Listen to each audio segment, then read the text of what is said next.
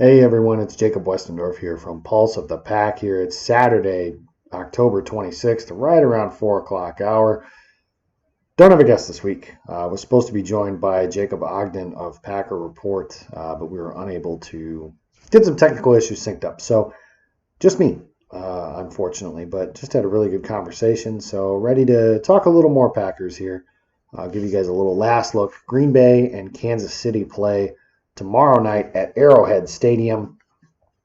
Should be interesting. First of all, if you haven't been to Arrowhead, strongly recommend it. I was there in 2011, which of course, as we know, was the one in 15-1, which definitely sucks, but it was a great experience. Some really good barbecue, if that's something that you're into, which who doesn't like to eat? Let's be honest here. Big game for the Packers. I know it won't be billed necessarily that way. It definitely doesn't have the luster that Patrick Mahomes versus Aaron Rodgers would have. But at the same time, Green Bay is 6-1 and needs to keep pace in an NFC that they'll kind of know where they're standing as their game kicks off, because San Francisco will already have played, New Orleans will already have played, Minnesota has already played, and they won. So to keep pace in their sole possession of first place in the NFC North, they will need to win. And in order to do that, they're going to have to do a lot of different things. Kansas City is not going to be a rollover opponent. I know they're missing a lot of their defensive weapons. No Frank Clark, no Chris Jones, no Kendall Fuller. On the offensive side of the ball, they're missing two offensive linemen, but they still have Ty Hill. They still have Travis Kelce. They still have Damian Williams and LaShawn McCoy. They've still got some really fast wide receivers, Sammy Watkins, Mecole Hardman. Demarcus Robinson has done some good things for them this year. Packers won't be able to play a C- game and win this here. That being said, if both teams do play their best tomorrow night, Green Bay should win this game relatively handily. And I say that meaning that I don't know if the game will ever be seriously in doubt, unless, of course, you're Jason Perone, in which case the game is in doubt unless it's 41-0 with 3 seconds left in the game. And even then, he might be someone to question whether or not the Packers are going to be able to pull that one out. But that's beside the point. Matt Moore will be starting. No Patrick Mahomes, as was announced on Friday. And that's a bummer. It would have been good for the league to see Aaron Rodgers against Patrick Mahomes, the two best quarterbacks in the NFL for my money's worth at this point in time. But not able to go. Hopefully Mahomes is healthy soon, because when someone like him is healthy, it's good for the NFL. And that's really what matters the most in the grand scheme of things, is that Mahomes is healthy. But it's not going to be him, so it's going to be Matt Moore. And I know some people have been justifying, saying, well, he's a good backup quarterback. Good backup basically means bad starter.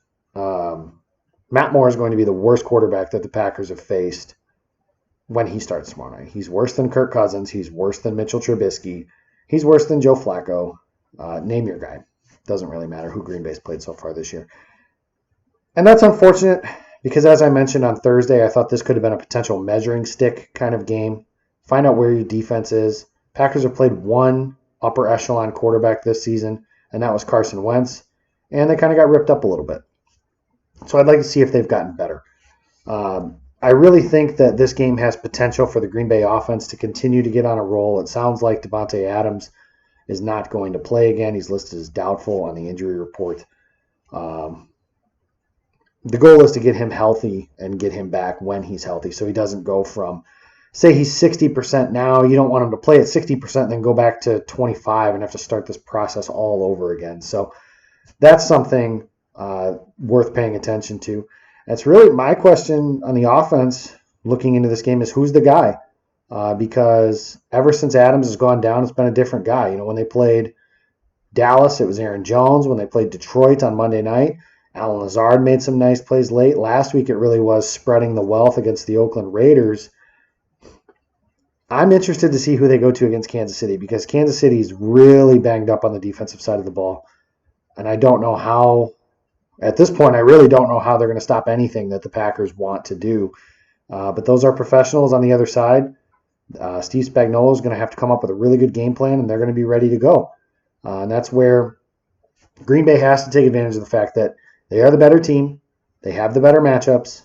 They have to win the game.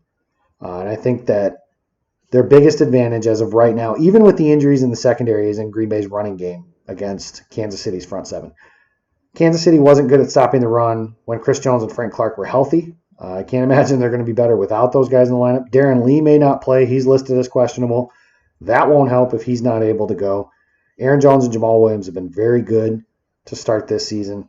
The Packers' offensive line has been very good, mostly in pass protection, but they've been a good run-blocking unit to start the season as well. And you're starting to see Matt LaFleur's run game, which is something I've really appreciated about it and something I'm going to work on for a Packer Report story, is that every one of Matt LaFleur's run plays, or at least a vast majority of them, seem to have some form of misdirection, whether that's a fake one-way, like a counter play, a receiver in motion, something to draw the linebacker's eye somewhere, which can give him that split second to give the running back a crease. And they've done really well with that. They did really well for the most part last week against the Raiders. The matchups just happen to be in the air. Tomorrow night, I tend to think they're on the ground. But they do have their matchups in the air as well. Marquez Valdez-Scantling, Alan Lazar, Jake Kumaro, Geronimo Allison, maybe Ryan Grant makes his debut tomorrow night. The tight ends are coming off a pretty strong game. There's a lot there for Green Bay on the offensive side of the ball. I think they should be able to put up points with some relative ease. Switching to special teams real briefly, just because Rob Demovsky of ESPN reported today that the Packers were considering a change at kick and punt returner, which would probably mean that Tremont Smith gets signed off of the practice squad, who they would waive after that.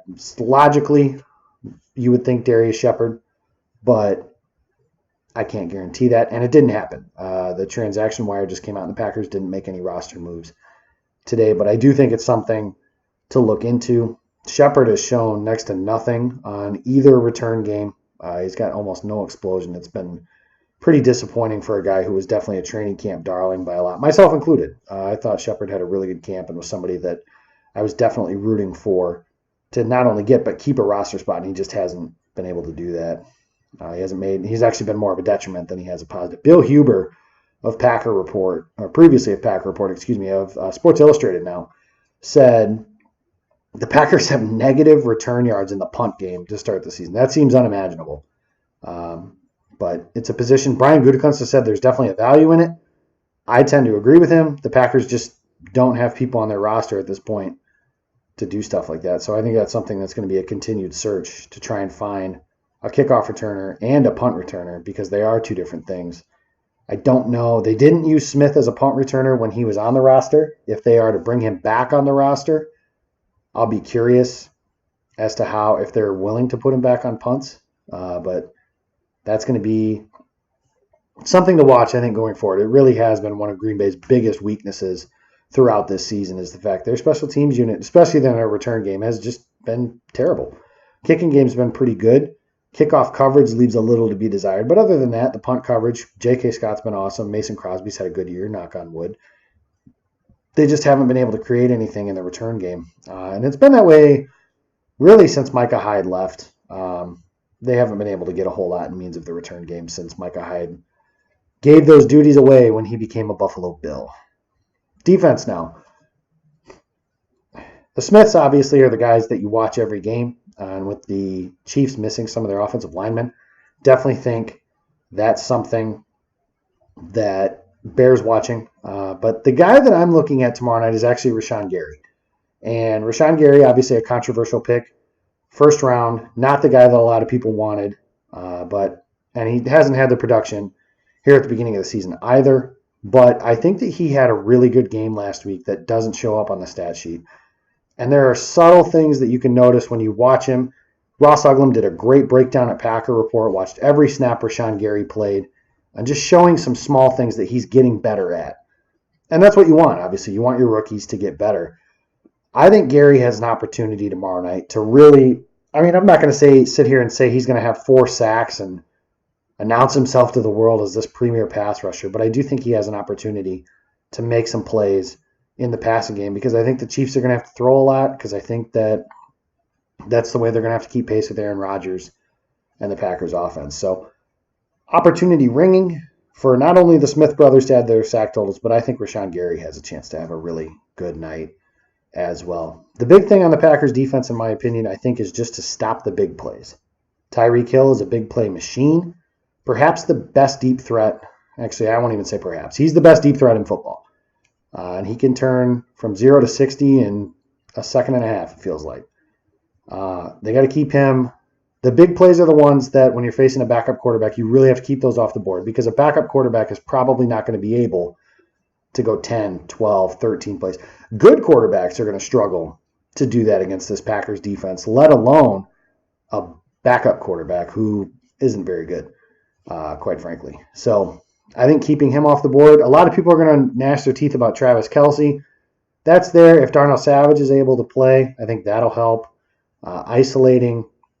The big thing is just to keep Kelce out of matchups with linebackers. And I know he's too big for defensive backs and too fast for linebackers, but ultimately I'd rather have him have to win contested catches for being too big than being too fast to where someone like B.J. Goodson, Blake Martinez, Oren Burks, whoever can't run with him.